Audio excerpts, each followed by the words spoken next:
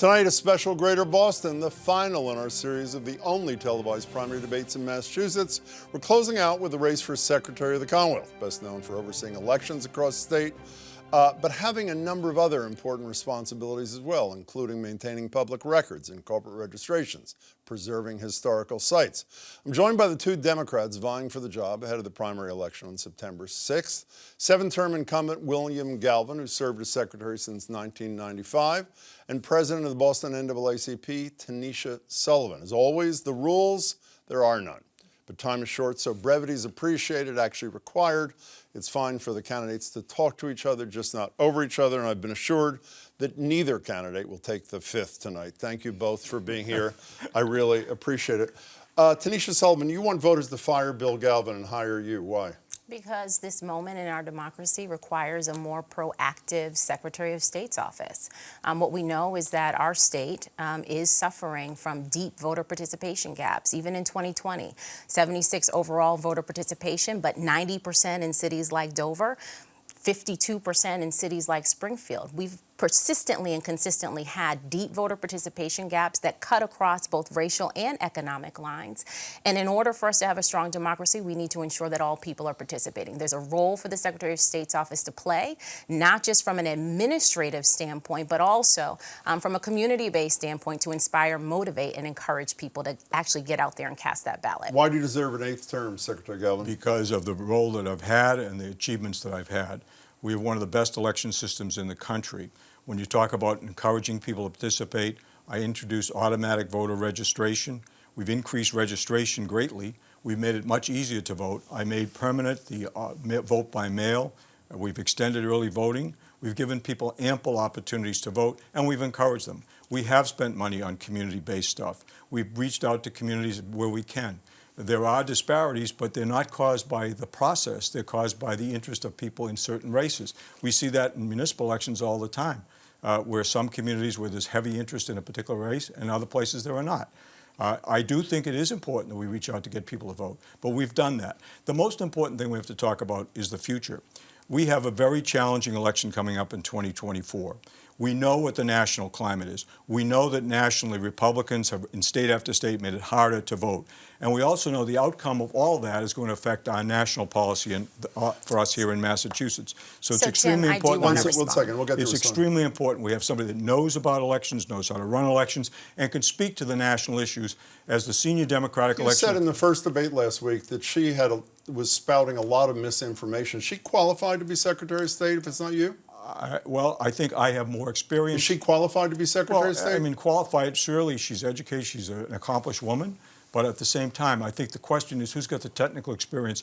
Elections are complex. Okay, I got it. I want to hear you respond to what the Secretary had to say. Massachusetts ranks 28th in voter registration, despite the fact that we have automatic voter registration, not due to the actions of Secretary Galvin. In fact, the voting rights community was fighting with Bill Galvin to actually implement automatic voter registration. And when the legislature took action in 2018, Bill Galvin failed to implement automatic voter registration as it was intended, leading to the legislature this year having to take it up again in the Votes Act in 2022. Additionally, vote by mail. Today, what we know is that vote by mail has not been implemented correctly. In fact, voters in Cambridge and Concord today have received the wrong ballots. Today, vote by mail has not been implemented correctly. We're still missing the electronic portal that the law requires. At the end of the day, what we need is not only someone who will implement with fidelity the laws that are being passed by our legislature, but someone who is also going to be deeply committed to ensure that we're doing the work necessary to build trust, restore relationships in communities that will then inspire, motivate, and encourage people to vote. At the end of the day, this office, the Secretary of State's office, in the last 25 years under Bill Galvin, has found itself on the other side of voting rights litigation brought by voting rights organizations and civil rights organizations. You can respond to all that, but speaking of the mail, I'm sure you've seen Senator Roush sent you a letter saying exactly what Tanisha Sullivan said. Right. You had 30 days to establish an online portal for mail-in voting requests. Not only have you not done it as of this morning, Secretary, you've put out information that the only ways you can request those votes is by snail mail, email, or the third thing, but not the online first portal. of all, Jim, let's be clear. The legislature sat on that legislation in conference for months. It was only by my stimulation that they finally passed it. When I finally said, if you don't pass something soon, we're going to lose the opportunity for vote by mail. So for them to say, well, we have to do it in 30 days, we clearly told them if they delayed it, we would be unable to do the technology. As regards, you knew it was coming. I mean, no, you we could have didn't. planned for We it. did not. I wish we did. I wish we could be assured. We thought a lot of things were coming in the legislature. They didn't come. We had no certainty. It has been a struggle for me for the last 2 years. We did not have vote by mail all of last year in the municipal elections, except on an individual basis. It expired in December. That was the end of it. So there was no certainty. What we did do, and we were ready to do, and we told them we were preparing to do, was to send a mailing to every single voter in Massachusetts, which we did. And in fact, we've also encouraged people to do it online or any other way. The response has been very strong. So I think the effectiveness of the vote by mail program, clearly, no one has been more enthusiastic about vote by mail than me. No one. And I've tried to get it done. But the legislature decided to hold it up for whatever reasons. I want to spend a minute on history. You quoted some statistics a minute ago. I won't quarrel with any of them, but I will say in 2020, there was record turnout. There was a record turnout. In terms of total number of votes and percentage, in terms of percentage turnout as well. Some would say that's cause for celebration. You say it's reason for change. It's Why? reason for concern, but I need to correct something that was stated. Let's be clear that in 2020, the portal that is required under the law today was up and running. The Secretary of State's office took it down. There was no need to ramp up. They simply needed to put back up the portal we'll get to it. How about the 20? I want to stay on the 2020 numbers. There. Record numbers. So record numbers are not enough? As I shared with you earlier, 76% overall turnout was high across the country. People turned out because we wanted to get Donald Trump out of office.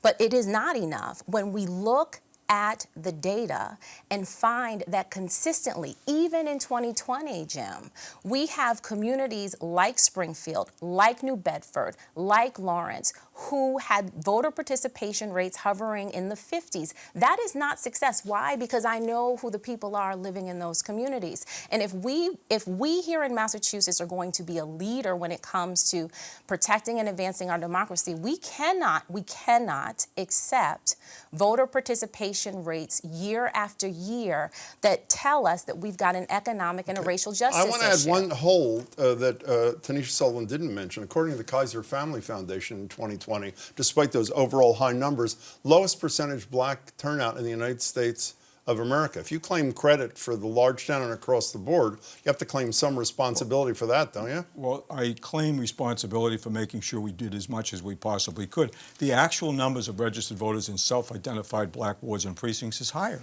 How do you get people out to vote? We had the most stimulating election you could have. We made it as easy as we could.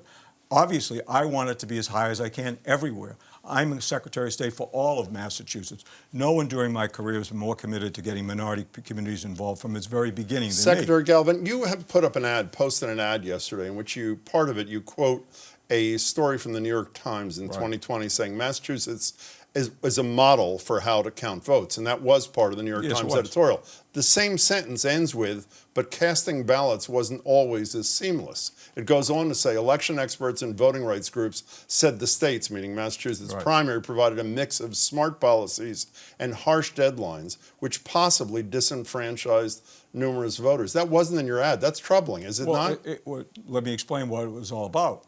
You're talking about the 2020 state primary, which we had to do at the height of the COVID situation. One of the deadlines being spoken about was that we could not leave an extra period of time for the absentees or the mail-ins to be received. They had to be received that day. I was sued, as I often am, by candidates and other people. The court found in my favor because we explained to the court in order to get the ballots out to military ballots and everybody else, we couldn't allow an extra 10 days. So why did you put in an ad that we're a model? Because we are. The fact of the matter is when it came to getting vote by mail and other aspects of the process through, we were a model. I get consulted by other states and throughout the country and helped them. Look at what happened in Pennsylvania. They took them weeks. Look at what happens in New York every time they have it. It takes them a long time. We put together a system for vote by mail that had every person barcoded, where the ballots went back. We were prepared to count them election night. We did count them election night transparently and without challenge. Tanisha Sullivan, a same-day voter registration, you both say you support it. You appear to me to blame him for the fact that it isn't law. He didn't vote it down. The House refused to approve it after the Senate did. Isn't that where your problem is, not with the Secretary's office? No, because this is a leadership moment. The fact of the matter is, Maine adopted same-day voter registration in 1973, half a century ago. He's been in office for over a quarter of a century. If same-day voter registration was a priority for the Secretary, it would be done, because he would have leaned in from a leadership standpoint to build consensus with the legislature to get it done, or he would have found another pathway to yes. That's what. What's another pathway to yes Well, mean? I actually believe that at this point, when we're looking at, I believe that as Secretary, I will be able to work with the legislature to get it done. No, but what's another pathway to yes other than the legislature? But another pathway that we could be taking is a ballot question. You know, that is another route for the people's voice to be heard on this issue. At the end of the day, for us here in Massachusetts to be a half century behind other states is simply unacceptable. Do you want to respond to that? Yes, I I'm do. sorry, quickly. Yes, but what I want to lift up here is that in 2016, when the Chelsea Collaborative sued Secretary Galvin for the 20-day voter registration deadline, there was a window for Secretary Galvin, if he was a firm believer in same-day voter registration, to actually advance same day. Because in the Chelsea Collaborative decision, the lower court decision found for the Chelsea Collaborative, which would have done away with the voter registration deadline. And the 20 days before. The 20 days before. But instead of taking that window, Jim, Bill Galvin appealed. That is true. You did defend the 20 days in that case. I defended it because we needed it to get the ballots prepared. But I'm glad you brought up that case, because in that case, as part of the decision of the Supreme Judicial Court, which found in my favor, it specifically said of my recurring efforts to pass Election Day registration. It said it right there, that I was trying then. That was 4 years ago. I was trying before. Election Day registration has been a proposal in Massachusetts for over a decade that I have supported. And I do understand. Moreover, what's really important about Election Day registration is this. You would not have been able to do that prior to the establishment of the Central Voter Registry, which I developed. When I became Secretary of State, every city and town had a separate way of organizing their elections. I had to create, the first time, a network statewide to do to create the Central Voter Registry. Let me hold you there. You respond to that, please? Yeah, so here we're missing the point. Once again, I'm talking about the need for Massachusetts to have a Secretary of State who is not only going to be proactive, but is going to be looking for every opportunity to increase ballot access. We had an opportunity in 2016 with that lower court decision. What folks need to understand is that when you're in litigation, you have a choice to appeal.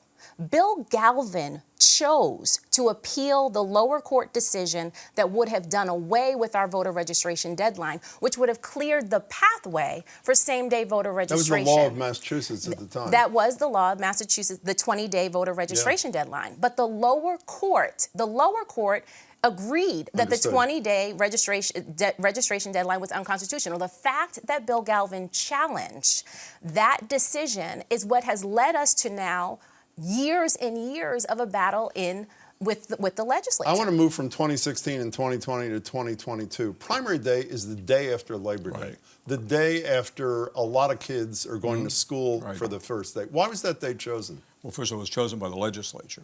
The reason it was... You recommended it, didn't you? Well, I supported it because otherwise you had two choices. We could not go any later than that date, because we'd be up against the deadline, the federal deadline of having ballots available for military and other people 45 days before an election. And if we went earlier, we would be in August. I felt, and I still do, that August is a bad time. Our experience in elections in Massachusetts is summer elections do not get big turnouts. They do not. When we had the special election for the United States Senate in 2013, we had a summer final election in June. It was a very poor turnout. In Massachusetts and New England generally, I think that people tend to go away during the summer months. They're not available. The Why latest. not September 13th? Because we couldn't. The two states. Statute says 7 days. It says 7 weeks earlier, which is September 20th. Which we can't do. Why not? So why not split the difference? Or why we not? couldn't do the 13th. Then the either. law should be Look, amended, shouldn't it? Yes, and we've tried. I've supported. In fact, Senator Roush, you mentioned earlier, she has proposed having a spring primary. I don't have a problem provided it's in June. I've also You said. support it, or you just I not have a support problem it. with it? I support it. With You ever done anything about it? I've said, I've laid out a plan. The plan is that you have to move everything else also, assuming you want to do that. That means you have to have filing dates that are much earlier in the year, causing people to make decisions about running much earlier in the year. That's the consequence of that. Do you have a problem with September 6th as Absolutely. the primary date? What would you do about it? What have you said about it? There's a problem with September 6th or the day after Labor Day, as the primary date. We spoke out against it in 2018 as well. The issue is voter participation in Massachusetts, again, is low. And consistently, this issue impacts our gateway cities. If we want to increase voter participation, we have to ensure that all of the structures around our voting system are actually supporting higher voter turnout. What we need to do is ensure that we are reviewing the calendar writ large. The fact of the matter is, we could not only have spring primaries, but we could also be looking at moving and aligning our state elections with federal elections and our municipal elections with state elections. Did you ever suggest doing a ballot question, as you suggested earlier? Well, the Secretary should do. A citizen can do that just as well. They can. And so here's the thing, Jim. I do believe that as Secretary of State, I think it's important for a Secretary of State to empower people to actually be more engaged in our democracy. It's one of the key issues that I find with the current Secretary of State. But I do need to lift up. I do need to respond to something that was said earlier. It is not, if we want to increase voter participation, we cannot continue to do this work the same way that we've always been doing it. What should be done differently? We should be ensuring that we are not only working to break down the administrative barriers to the ballot box through implementing automatic voter registration, implementing early voting and vote by mail, but we have to. This is a key piece. We have to deal with, we've got to address the very real issues in our community, the lack of trust and the lack of faith in our government and in our democracy. It doesn't matter if folks are registered to vote if they don't believe in the system. And there is a role for the Secretary of State's office to play. And as Secretary of State, I will ensure that this office has a consistent presence in our communities. Consistent presence in the community. I assume the implication is you don't. Well, I assume that's what she's trying to say. My opponent obviously wants to paint that picture. The fact is, we had a very consistent. One of the things that we had to do last in 2020 was the census. In order to get the tremendous result we got of a 7 million population that accurately reflected the population in many of the gateway cities that traditionally been undercounted, such as Lawrence, such as Chelsea, we had to work with community groups, and we did. That's how we got the result we did. So we were on the ground. We spent a lot of money. We gave them financial support, and we had a great result. We've also encouraged them, and we've given money in the past to same community groups to encourage voter registration. The problem is less voter registration. It's encouraging people to vote. We know, as I mentioned earlier, in municipal elections, oftentimes they won't vote. We look at it and we say, why aren't they voting? What can we do? We can't make it any easier administratively. Got it. Quick response. First of all, our census did produce an undercount. And for me, the undercount matters because what it means is that in communities across Massachusetts, we don't have the funding we need for education. We don't have the funding we need to support our municipalities. We need to ensure that we have an accurate count, that we're working toward an accurate count every time. And again, the issue here is trust.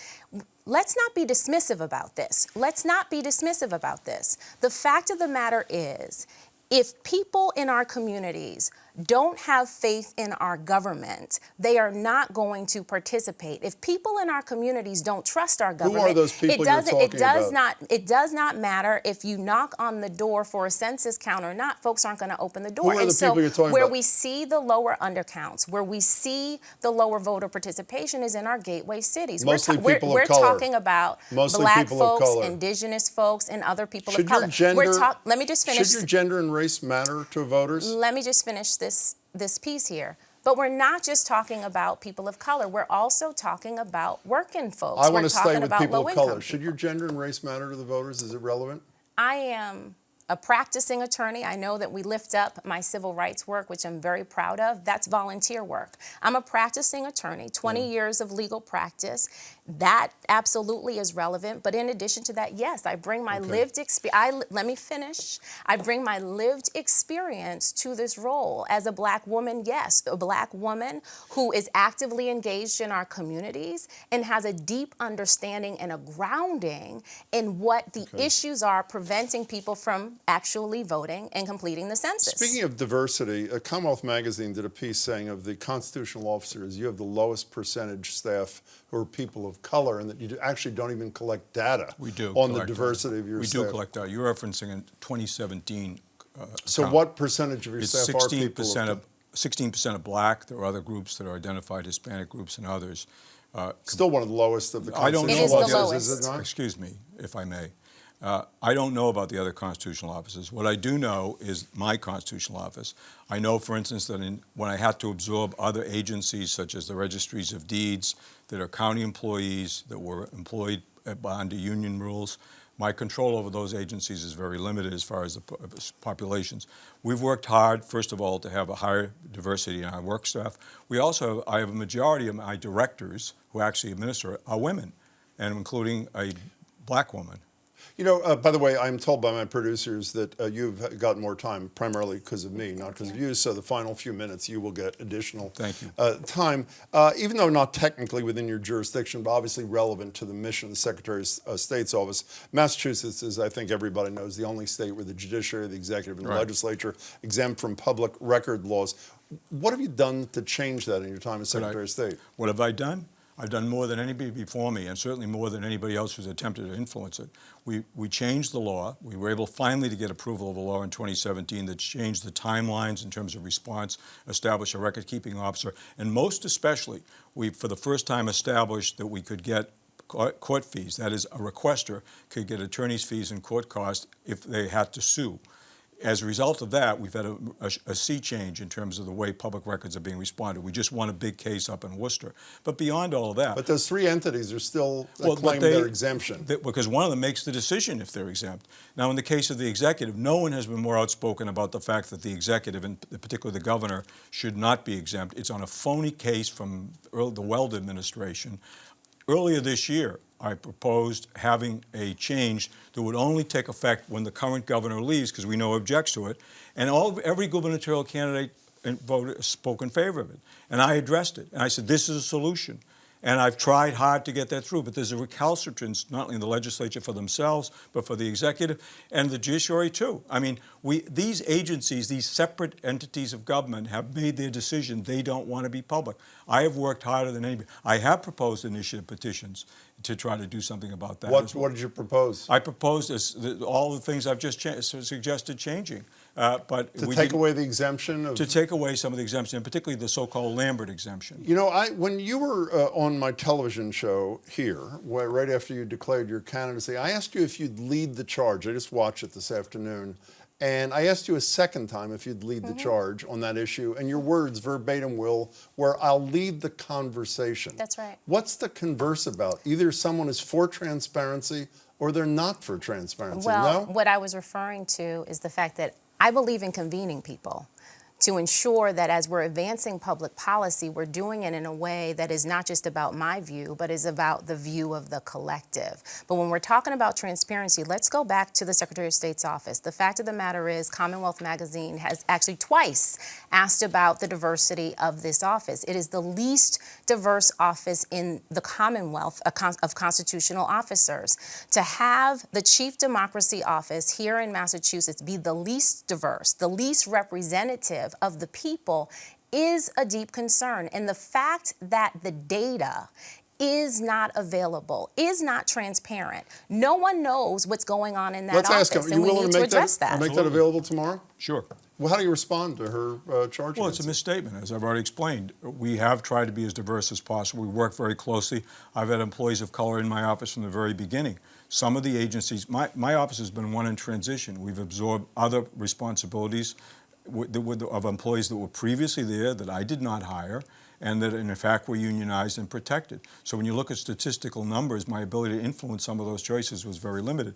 I have worked hard. My commitment to diversity and to representation has been from the beginning of my career. The very first thing I did when I got elected to public office was to pursue district representation for not just this area which I represented, but also for the minority communities. My allies were people in the minority communities. We fought that battle and we lost it. Ultimately, we won it because of the legislation that I passed, which allowed for district representation for minority communities for the first time. I'm the original sponsor of the Massachusetts Civil Rights Act. So there's no question of my commitment to diversity. But there is. Well, I don't think there is. Thought, and I'd like to finish, please. Thank you.